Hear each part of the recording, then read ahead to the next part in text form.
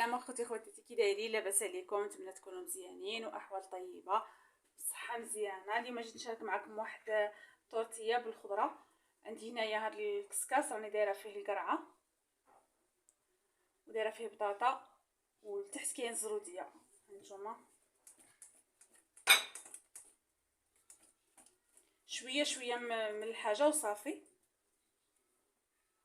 انايا دابا راه العشيه سلقتهم الصباح، ماشي سلقتهم، فورتهم، درتهم في الكسكاس وخليتهم يفوروا وخليتهم حتى بردوا، يعني ما جا العشيه حتى كانوا هما باردين.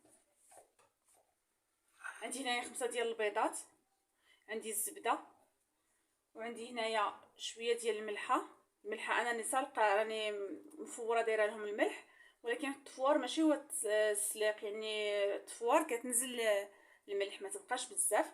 هنايا عندي الحبه الكحله، وعندي هنايا السودانيه على حسب الحار اللي بغا. هنا عندي 5 ديال البيضات، كان على حسب اللي غادي يكفينا هاد الخضره اللي عندنا.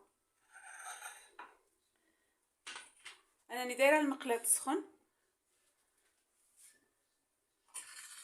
غادي نحيد نقلع الزبده،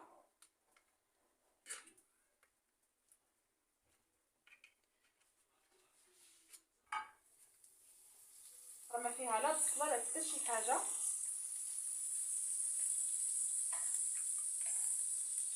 هاد الزبده نديروها باش ما تجيناش حافيه.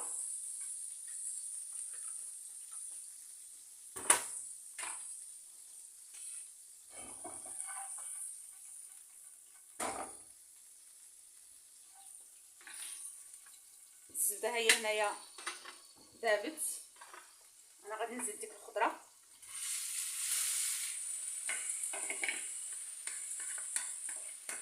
تبارك الله كبيره واحد الكميه. بغينا نديروها هكا البيض ونديروها في المقله، بغينا نديروها في الفران، نديروها في لي مول صغار ولا كبار اللي بغيتو.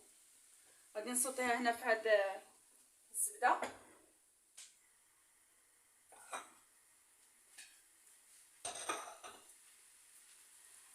غادي نشحرها تما في ديك الزبده، وغادي فاش تبرد نكون خدمت هاد البيض ونرجع معكم ان شاء الله.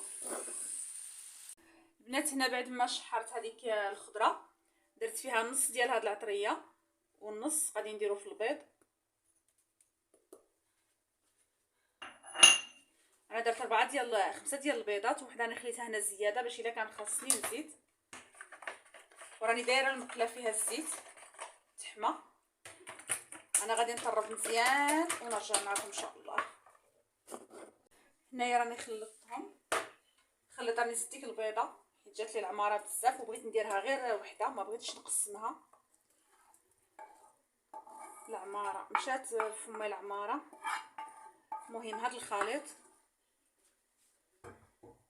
كما قلت لكم تقدروا ديروه هكا وديروه في الفران، تقدروا ديروه في المقله اللي بغيتو. انا بغيت ندير في المقله، راه الزيت تحمى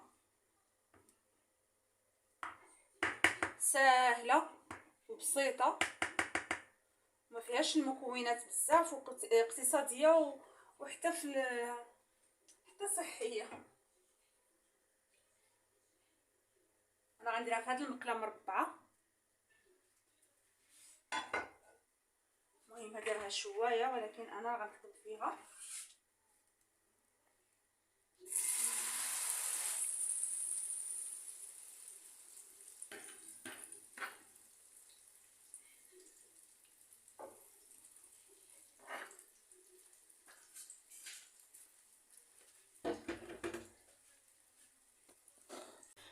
البنات هنا بعد ما نشفت راني قلبتها هنا في الطبسيل، وغادي نرجعها باش الجهه الاخرى تطيب اللي كانت الفوق باش حتى هي تاخذ اللون.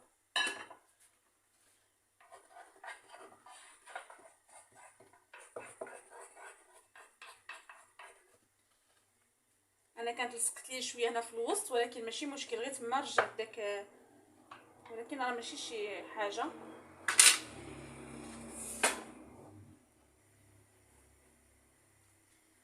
نقلبوها غير تشد راسها وصافي، ماشي مشكل الحموريه من التحت، المهم الفوق راها حمارت غير تشد راسها يطيب داك البيض اللي بقى وصافي. هنايا غادي نغسل هذا بداك الزيت اللي كانت تزلع فيه.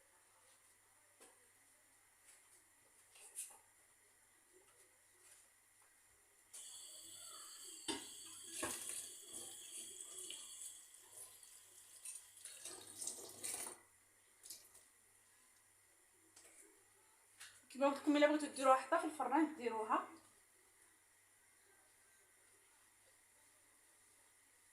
هي تحمر في الفران تجي مزيانه ولكن تشد شويه الوقت.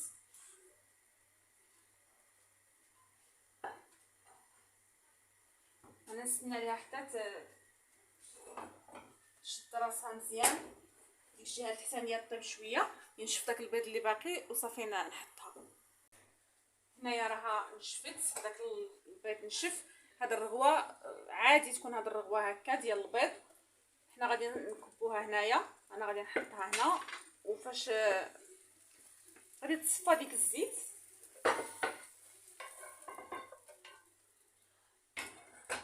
فاش كتصفى ديك الزيت فاش تبرد شويه ديك الزيت كامله غادي تنزل وتبقى لنا مع الجناب. هذاك ماشي مشكل غير بواحد الكار تاع المطبخ ونمسحوها نشفوها وصافي. هذه هي الوصفه ديالنا اليوم. نتمنى تعجبكم وبسلامه عليكم مع وصفه اخرى جديده ان شاء الله.